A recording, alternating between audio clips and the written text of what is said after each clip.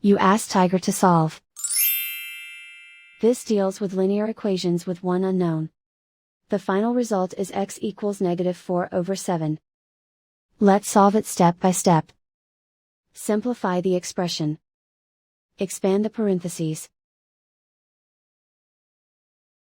Simplify the arithmetic.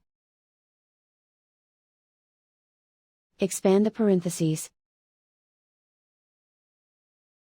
Group like terms. Simplify the arithmetic.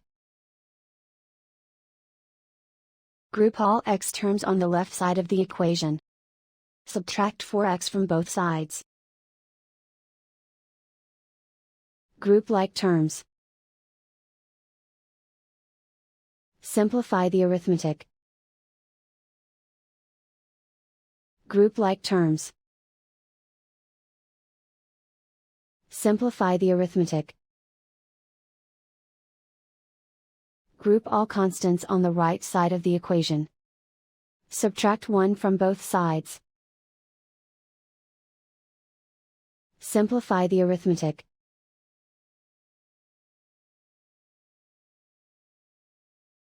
Isolate the x. Divide both sides by -7.